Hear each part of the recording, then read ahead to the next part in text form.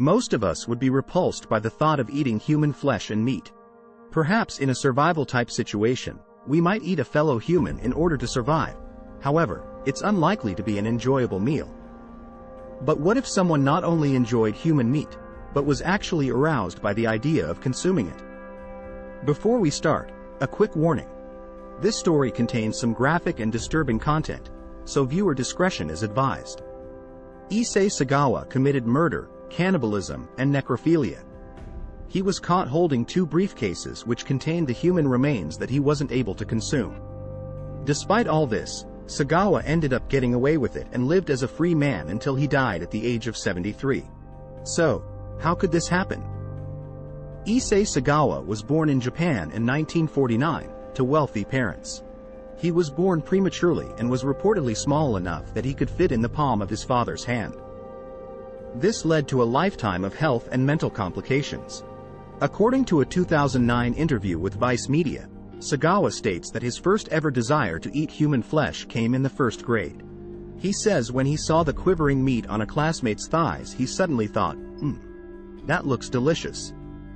He goes on to say that by the time he entered junior high school, he began to have an infatuation with Western society. Before he knew it, healthy-looking Western women became the trigger for his cannibalistic fantasies. Sagawa had only grown to a height of 4 feet 9 inches. He viewed himself as weak, short, and ugly.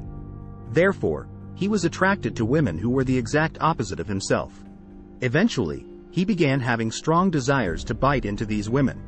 Sagawa makes it clear that at first, he had no desire to kill them or eat them, but just to gnaw on their flesh.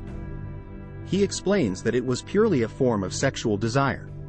Sagawa even goes on to say that if he didn't ejaculate frequently enough, that the desire to consume human flesh would become stronger and stronger. In 1977, Sagawa moved to Paris for school. By this point, his cannibalistic urges were only getting worse. Sagawa told Vice that almost every night he would bring home a prostitute, with the intent of killing her with a gunshot to the back of the head. He says that he did this hundreds of times, but each time he froze up and couldn't pull the trigger. Eventually, he became fascinated with the idea of actually killing a woman. Sometime after this, he would meet Dutch student Renee Hartevelt, who was a fellow classmate. Unfortunately, this is the woman who would eventually become his victim. Sagawa stated that most French girls were stuck up. Hartevelt, on the other hand, was friendly and warm. This led to the two becoming friends. One day, they decided to have dinner at Sagawa's apartment. This was the first time that Hartevelt became a potential victim for the ritual killing of a woman, which Sagawa was planning. He claims that he held a rifle to the back of her head several times, but was never able to pull the trigger. Until eventually he did. Sagawa states that the girl died instantly, and for a split second he considered calling an ambulance. But then he thought about finally having the chance to live out his lifelong dream of consuming human flesh. The first thing Sagawa did was cut into her buttocks.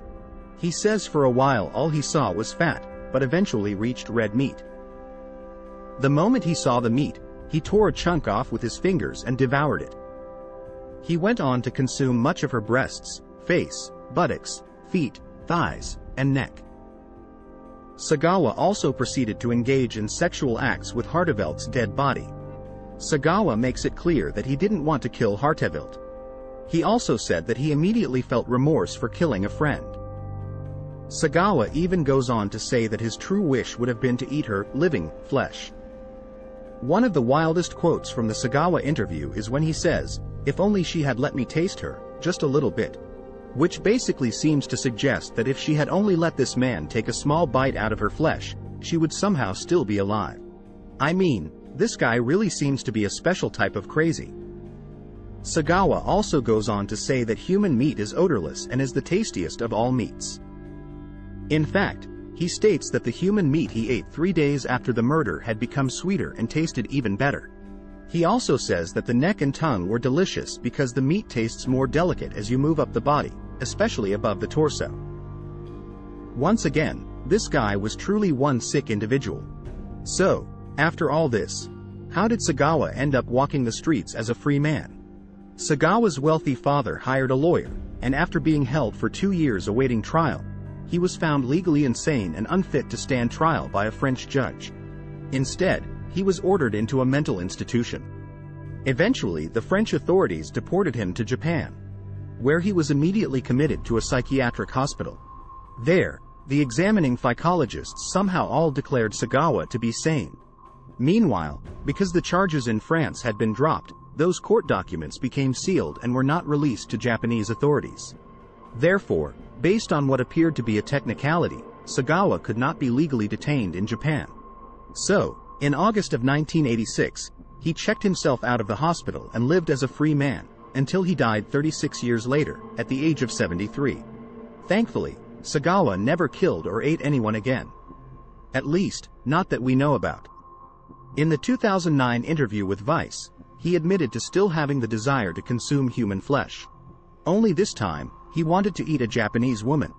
He even goes on to say how he would lightly boil the thin slices of meat, and also says a bunch of other insane things.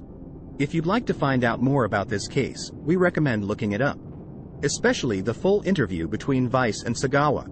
You'll hear even more gory and crazy details that for some, might be too much to handle. As always, thanks for watching. If you enjoyed the video, we would appreciate a quick click on that subscribe button. That way, you can stay up to date when we release our next video about one of the most interesting things in the world. In the meantime, stay safe out there, and keep exploring.